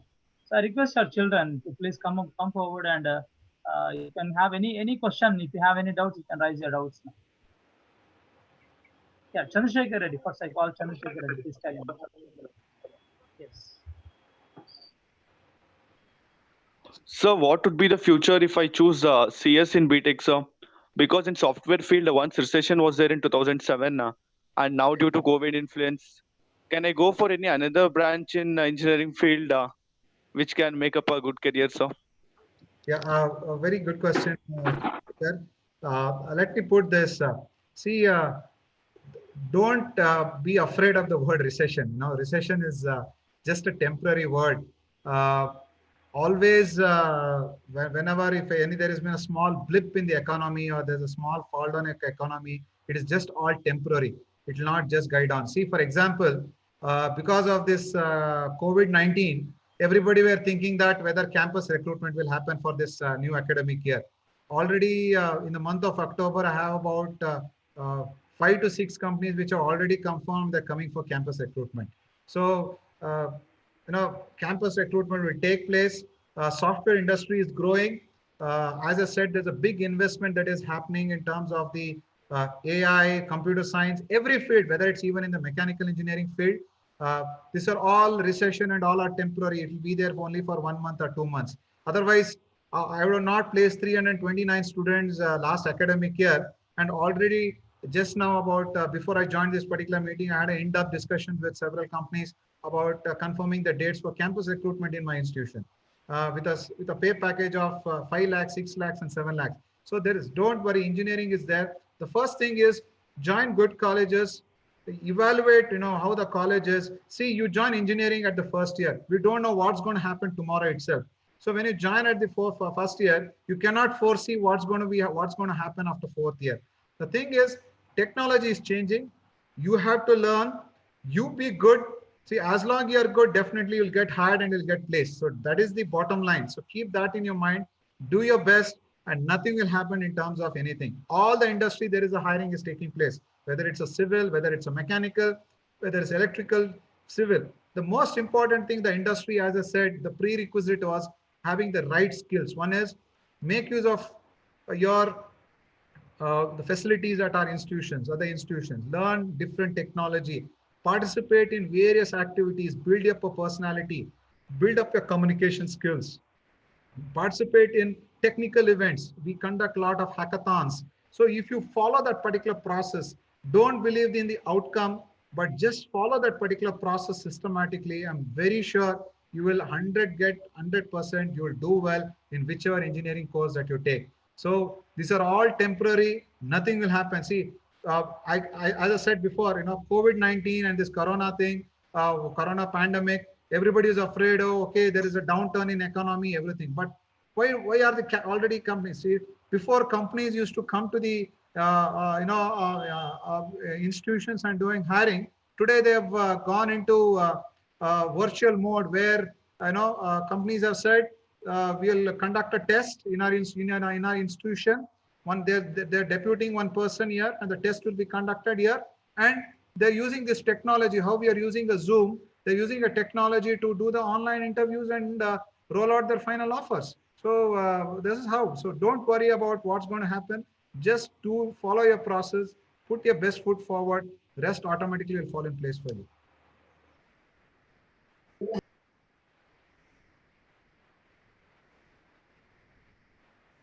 Any other questions, please? Hope I answered your question, Chandrasekhar.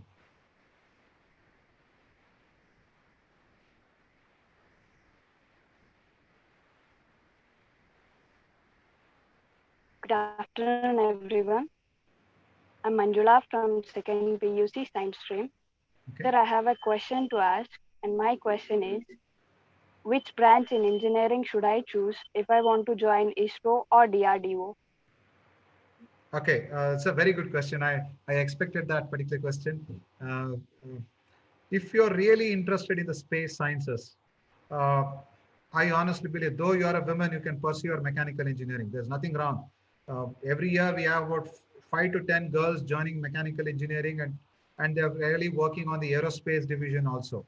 And if you're really interested in the, as I said, ISRO, one is you can choose a mechanical engineer, or you can choose electronics and communication will be a better option for you if you're really working on the really interested to join in the ISRO. See, ISRO has several divisions in it. One is it has a communication wing. One, it has a space launch vehicle to it. For example, I give you, you go, you know, the Sri Harikota is there, right? Where there is a place where they launch vehicles, where a lot of mechanical engineers and electrical engineers actually work, because they work on the propulsion systems, they work on mechanical components, they work on rocket technology and all. And then when you come to Bangalore, there is a, you have Professor U.R. Rao Satellite Center, where our electronics, electrical engineers also work in it. But if straight answer to your question is, you can definitely choose mechanical. First choice will be electronics and communication. Second would be mechanical, if you are really interested for ISRO. Thank you, sir. Children, you can come forward to speak out your doubts now. Fifty, are you there? Yes, sir. Yes, ma'am. Good afternoon, everyone. My name is Yukti. I study in PU2 Science stream. So my question is it good to do MTech engineering after BTech? If yes, then should we pursue it in India or abroad? Okay, a very nice question for this. I'm very glad that somebody actually looking for a post graduation. You should pursue a post graduation. It's very exciting. Uh, First and foremost, uh, if you want to really pursue a post graduation, then in India also there are good colleges where you can definitely pursue a post graduation. After you complete your engineering, you can write a GATE exam. There is a general aptitude test for engineering is there, which is our college has a center in our college. College is a center which is conducted by Indian Institute of Science itself. And you can write the GATE exam, and also you can get into good IITs also provide MTech courses. And also Indian Institute of Science provide your MTech courses. You can also get into some of the top universities and top colleges for pursuing your MTech. That is one option for you if you want to get into the through the for your post graduation in India. If you're looking for an post graduation abroad, one is you during your final year of your engineering, you have to prepare for one qualifying exam that is called a TOEFL. That's an English language core. It's a certification or a professional language which you have to clear that if you want to get into abroad. So one is a TOEFL you have to write, or an IELTS is there. Where are the Commonwealth nations such as Australia, England, they all prefer IELTS as a score.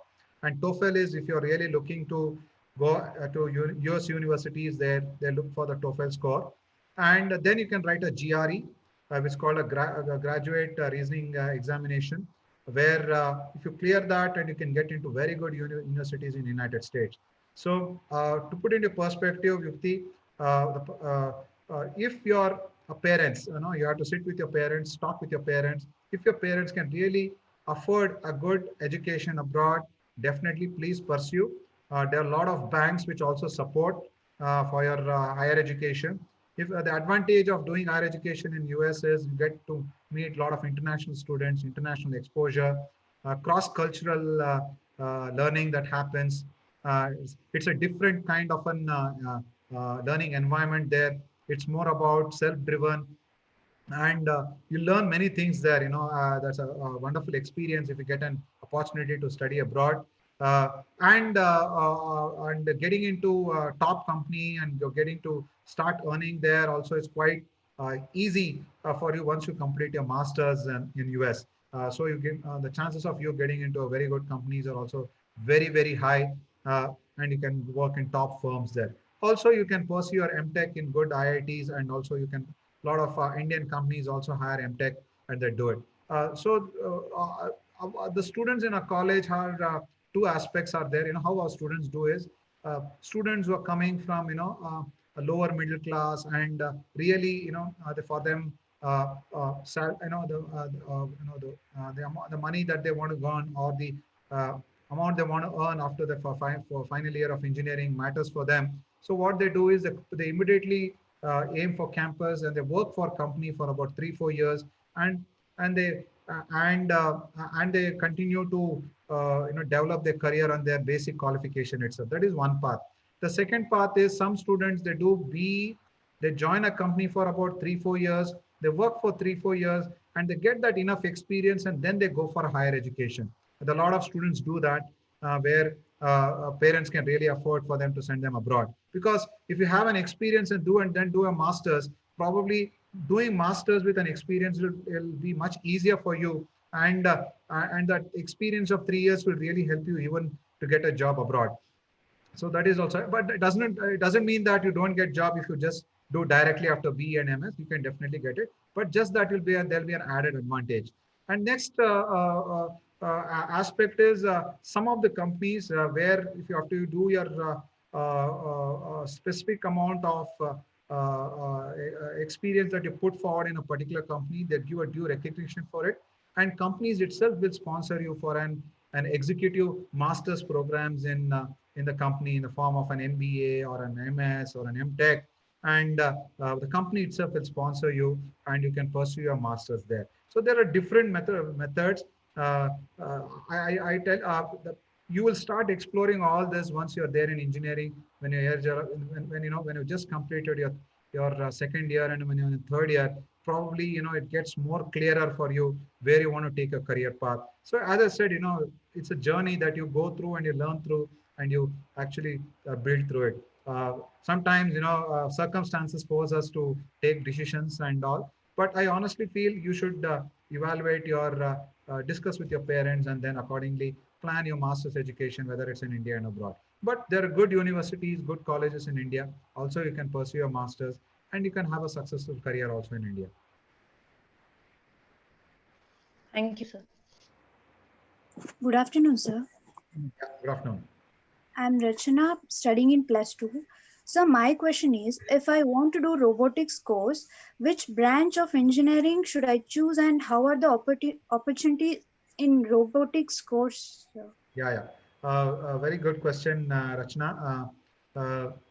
Robotics is gaining a lot of popularity, and it's getting a lot of prominence also. One is a lot of companies are investing on that particular area. If you're really interested in robotics, the first option for you is is artificial intelligence and machine learning, which we have started in our college. You can pursue that particular engineering course, and also you can take electronics and communication.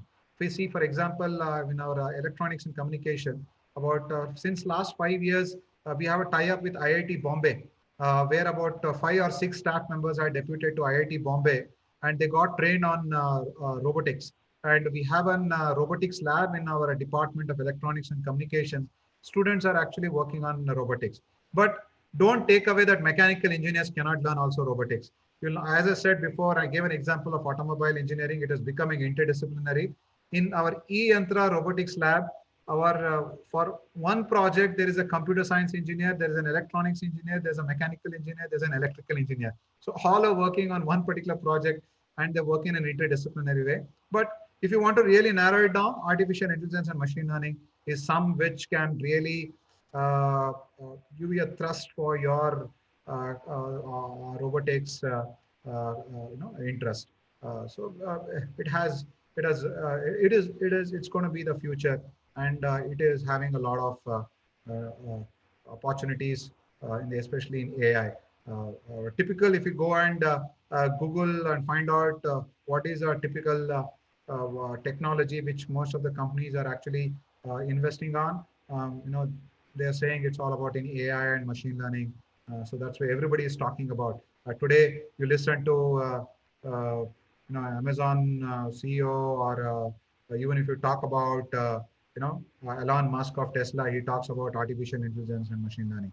So this is where it's getting a lot of popularity, and it has a good scope for you. So you can definitely pursue your AI and machine learning. That will be the precise answer if you're interested in robotics.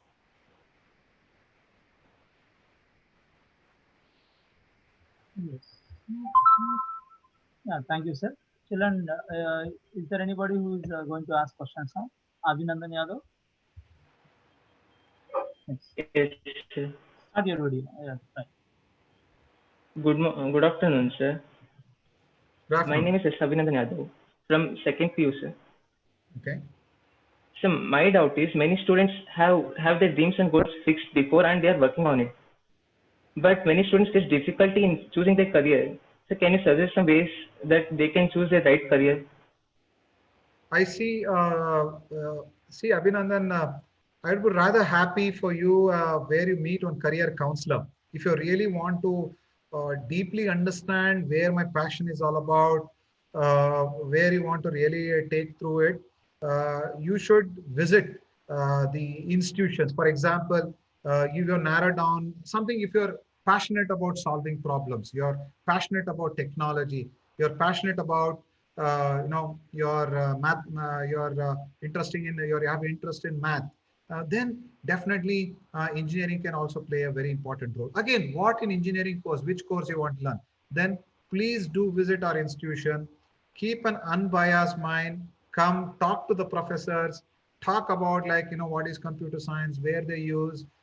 Talk to a different engineering course or people who are there, and get a clear picture where you want to take. If I had been in your position, I would rather first visit different college.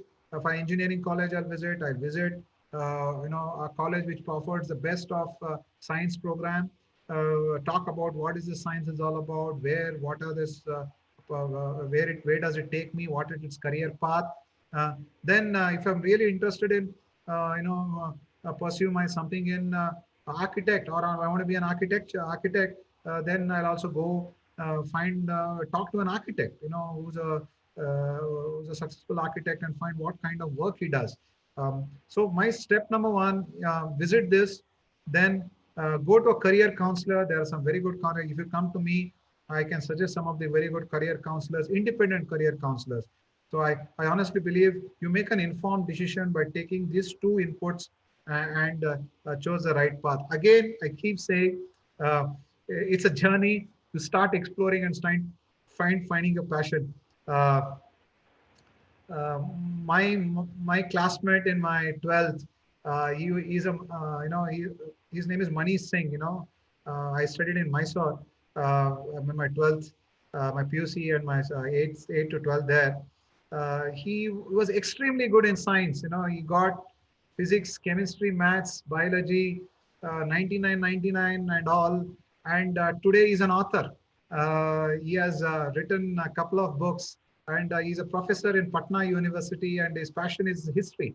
And so it's a journey. That's what, when I was speaking to him, he said, I worked for an industry, and then he said, no, parallelly he did and history honors, and then he became passionate. And today he has written a wonderful book on, colonization and social transformation. And today he's a very good author and is a very good professor in Patna University. He's from Bihar. So what I mean to say is it takes you to a different level once you start discovering a different passion. And one of my, as I see a few of my friends, a student who had a very good pre-university score, just about 62%. Today he is having an 100 crore software company in Bangalore. And he's doing extremely well.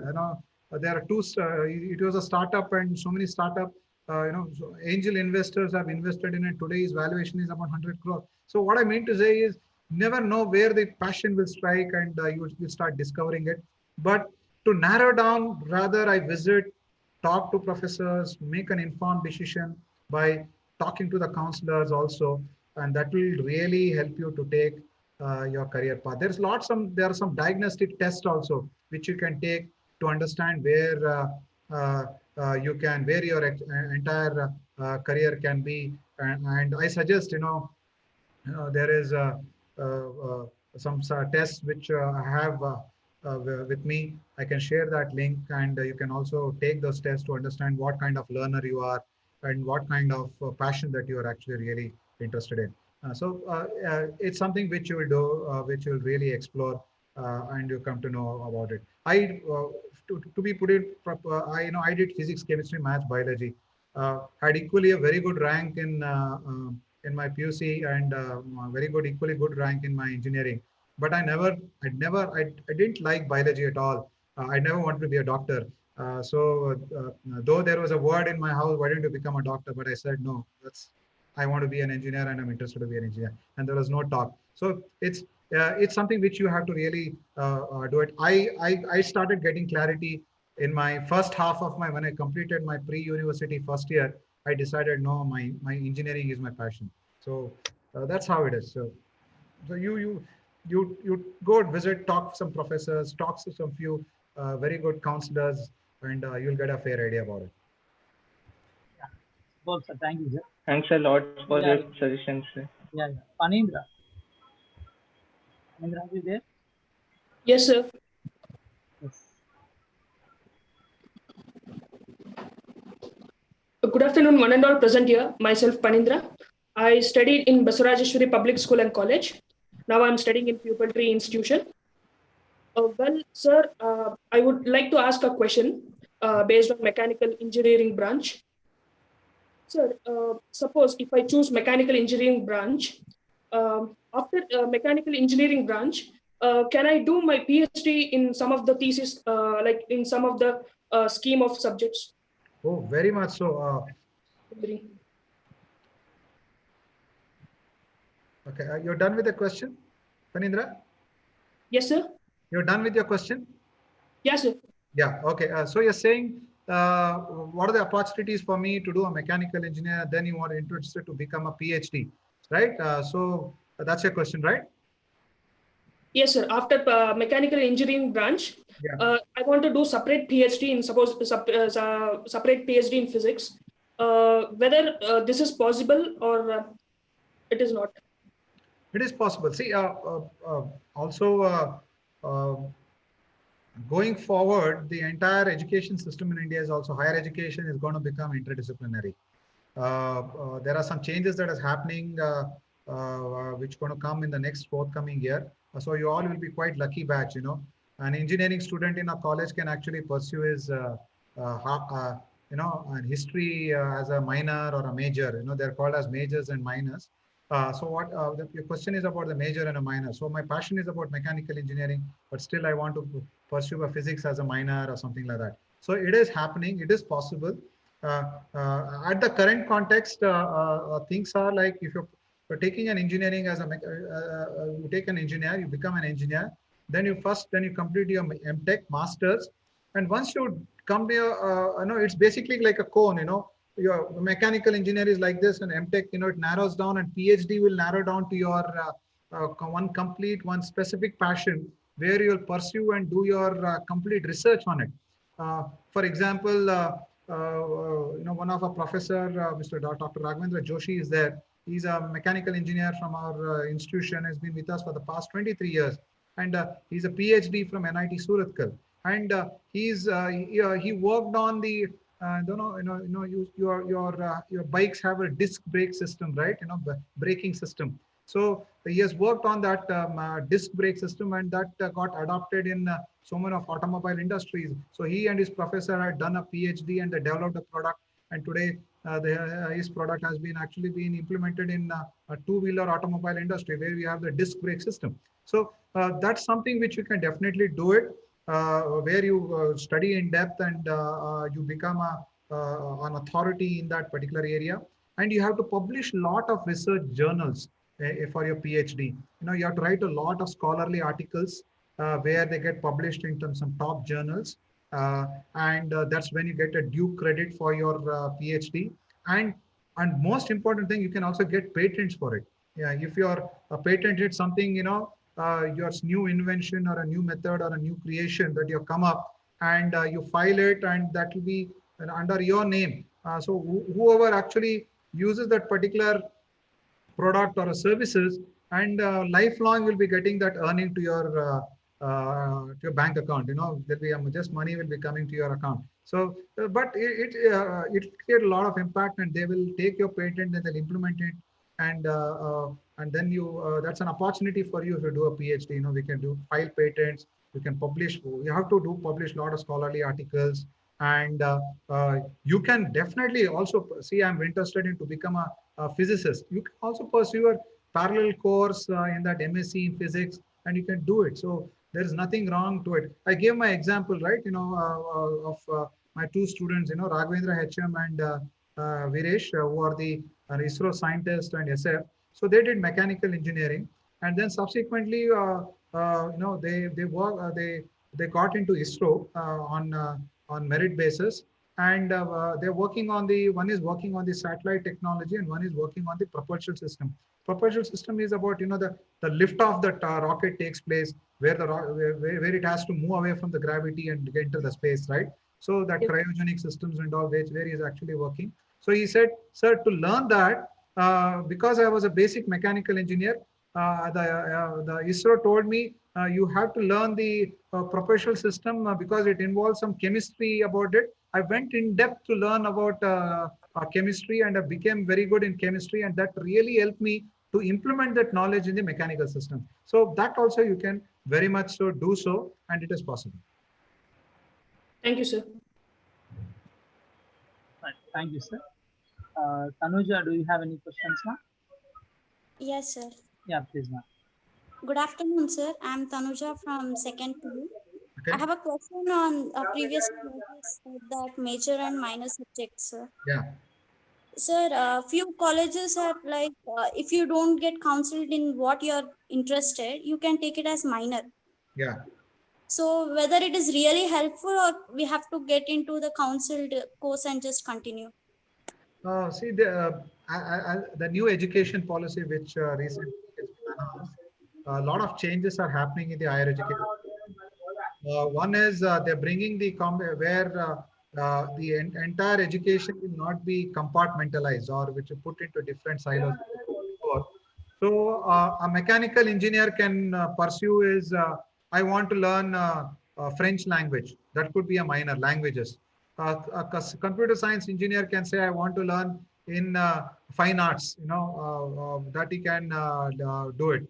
Or some electronics engineer can say I want to learn something in liberal arts. So major subjects are core subjects or the area which you're actually pursuing your degree, and minor subjects are something which interests you, which can add a dimension to your personality or to your likings, or you want to pursue there, which can really help you in your career. That you can also do it. For example, I did my masters. When I went to Australia to do my master's was in computer science and engineering. But as a minors, I took as education management. I pursued my interest in education management, and I also used to say, sit for classes related to the religion, related to philosophy and all everything. So there were quite a wide discussion that were happening. So that was my master's. When I went through that, that was it's the major and minor concept is quite prominent in foreign and foreign countries, in foreign universities. But slowly that is coming into India, and I very much hope so that that will come by the time you enter your professional course. So that's happening already. The government of India has released a circular that, but from 2021, the major and minor courses is going to come, and that will really help you in building your, as I said, the left brain and the right brain, the analytical side and the creative and the innovative side, and the artistic side of your brain. So that's the reason where the government of India has also planned to, and the educators have introduced this major and minor concept. So I'm pretty sure that you will have the major and the minor concept, and you can do it. You can pursue your passion, or take language, arts. Maybe you can do minors in foreign language. So that's all possible. That's going to happen in a few years' time. Yeah. Super. Thank you, sir. Yes. Next, yeah, next one. Is there anybody who's having doubts? Shilan Yes, can sir. come forward. Yes, Srija, yes, please come on. Start your video. A very good afternoon, one and all. Myself, Srija from second year from science department. I would like to ask, while choosing colleges, what are the things we should keep in our mind? And I also wanted to know about the difference between BTO and autonomous. Okay. See, very good question, Shrija. Answering your first question, if you want to choose a good college, please visit first. Visit the college. Okay. First, what you should look into the inside the college. One is your faculty. Does college have? Don't get very much carried away by infrastructure. Okay. I give you an example. You can have the hardware, but if you don't have a software, the computer will not run. Simple. Okay. So visit the college. Find out what kind of faculty they have. Second, what kind of student support system they have. Like, for example, Center of Excellence, Industry Connect, which all industry they're working. Do they provide opportunity for students to, go provide internships? So that kind of thing you can evaluate. Then third, you can find out about campus placements. Campus placements also play a big role in terms of the quality of the students which are entering inside the institution. So find out the kind of packages, the companies which are visiting in your institution. And then obviously the last but not the least is the infrastructure and the facilities that are provided by the institutions. You know, what do they have? A wonderful library? What kind of hostels they have? The kind of environment that is created in the institution. Then you can also the kind of e-resources that have been provided, in terms of access to knowledge, access to the knowledge resource. Today you can access just not knowledge through a textbook. Today there are e-journals are there, e-books are there. There are about different videos are there. For example, we have the NPTEL videos where you can access about 16 terabytes of data on the videos on different technology and all. So that all you have to assess. Simple, visit college and evaluate teachers. Next, your student support systems, placements, infrastructure, and definitely look at the ratings and the rankings that have been published in the Week magazine and other magazines, credible magazines, which talk about the quality of that particular institution. Don't blindly choose a college without visiting it. So please make an informed choice. That's my honest. That is answering your first question. Next, the second question is with respect to your autonomous and the affiliated. So in Karnataka, there are 240 odd engineering colleges. In that, there are autonomous colleges. Even autonomous colleges offer the VTU degree itself. So that is, in case of autonomous colleges, the exams are conducted by them. In case of affiliated colleges, the exams are conducted centrally. For example, your PUC is not an autonomous. Like, for example, your PUC exams are conducted by the Karnataka Secondary Pre-University Board. So that is not an autonomous. So someone has given that, and where common exams will be conducted and common papers will be, examination papers will be there, and they have to follow the common academic calendar across the universities which are under the affiliated. Whereas the autonomous institution, they provide the VTU degree, but exams are conducted by them only. So that is the only difference in terms of the autonomous, and syllabus also by autonomous is framed by them itself. Whereas in an affiliated colleges, syllabus is dictated by the university and they give us a specific syllabus. More or less the autonomous and the affiliated syllabus are more or less the same. But in case of an affiliated system, we have to follow the university. In case of autonomous, the colleges have some flexibility and they work on it.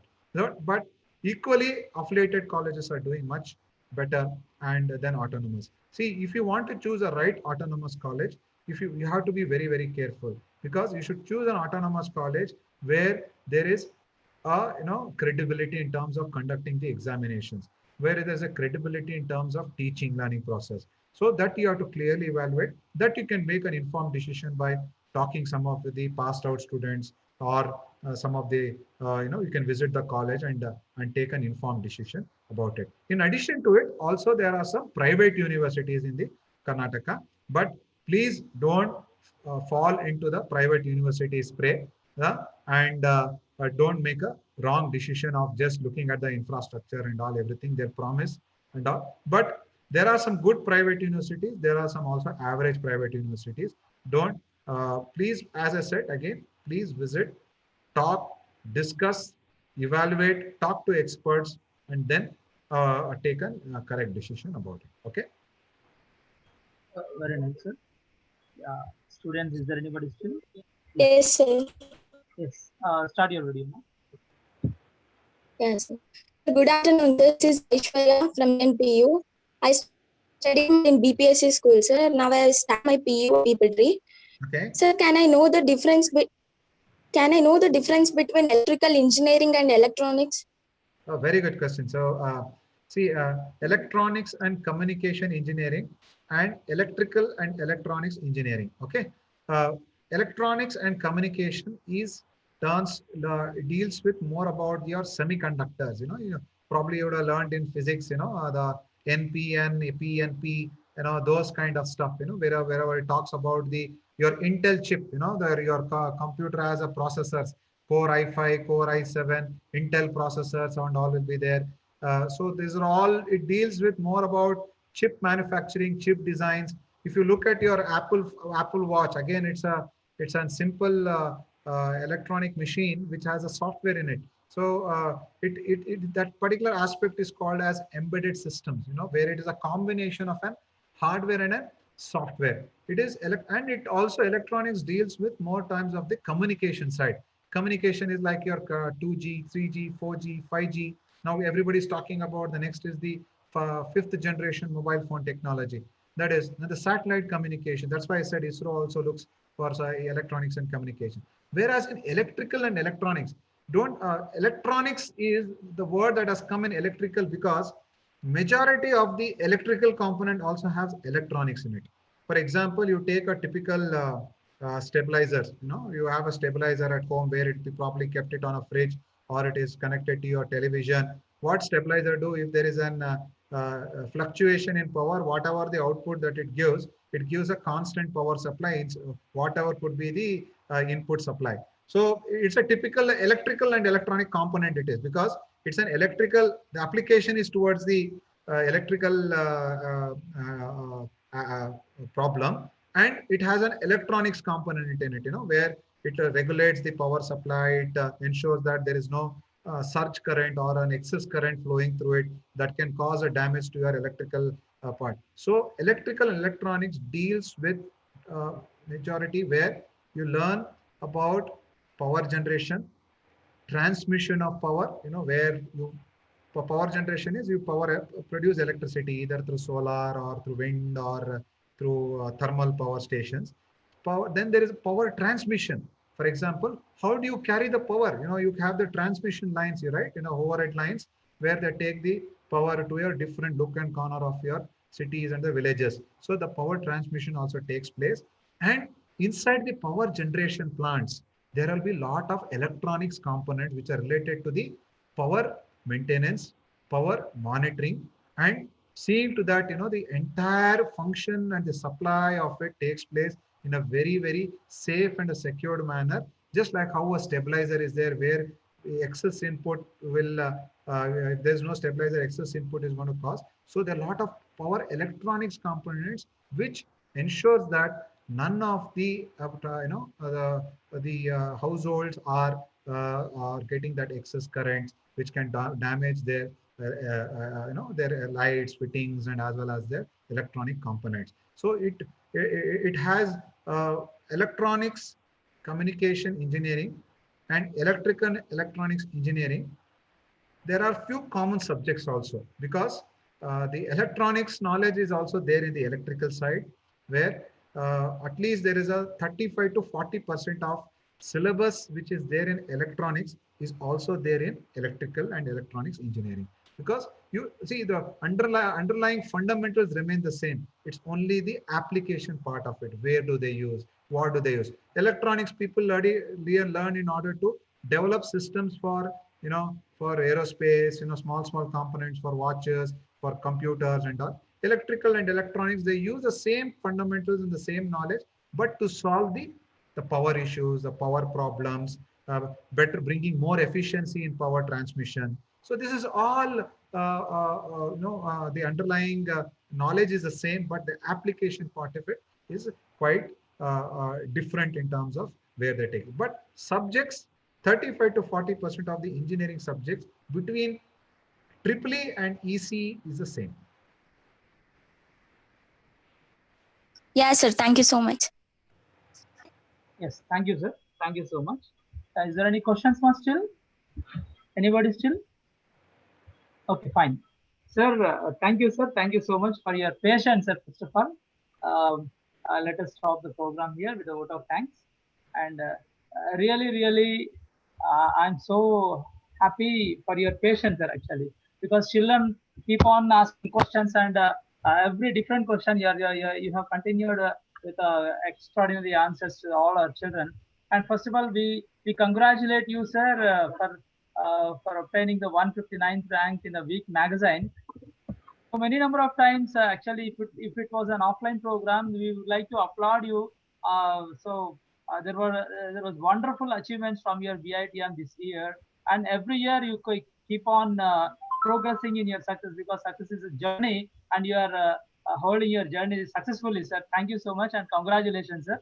And at the same time, uh, you told that 329 placements have been done from your organization, engineering college, BITM engineering college this year.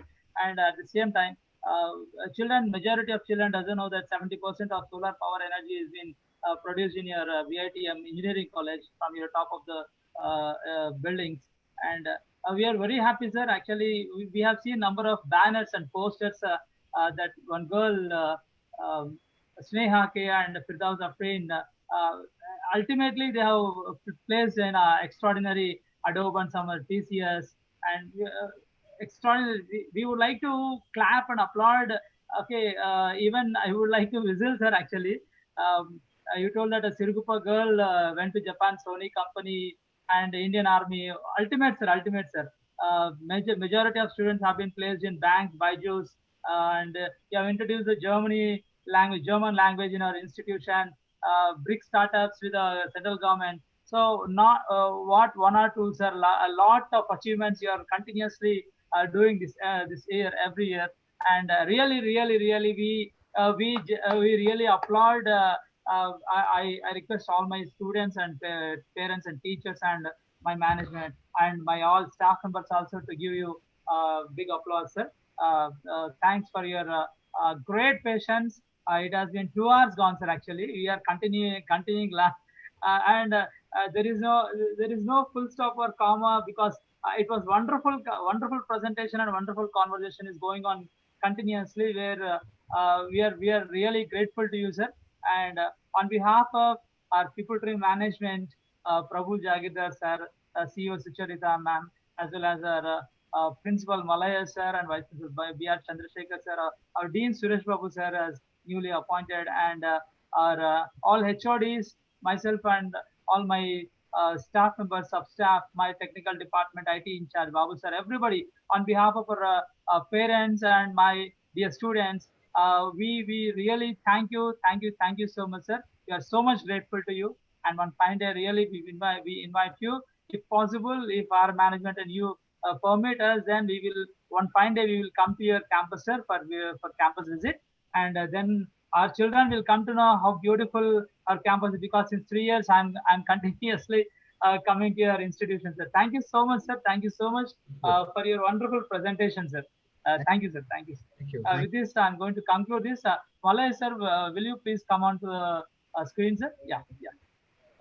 This pandemic situation has never stopped us or management to conduct such type of all curricular activities, sir. I once again thank our Prabhu Jagirdar, sir, for giving his great support, and also you, sir. So we thank you very much for giving you great support, sir. Yeah, please, sir. Malay, sir, continue, sir. Thank you. Just about you understood about different branches in engineering field and its future career. Elaborately presentation given by today's guest. Thank you very much, Prithviraj sir. Thank you very much for giving wonderful presentation and extra part about engineering field for our students. And also thanks to our management, Sri Prithviraj Jagirdar sir and CEO Sucharita madam for your cooperation and support to do it for our PU students. Thank you one and all for watching this program. Thank you. Thank you, sir. Thank yeah, you. With this, thanks for giving this opportunity, one and all. With this, I'm going to end this meeting, end this webinar. Thank you so much. Thank you. Wishing all the students all the best for future Yeah, career. yeah, wonderful. Thank you, sir. Thank you, sir. Thank you so much. Thank you, sir. Yeah, Babu sir, please end the meeting.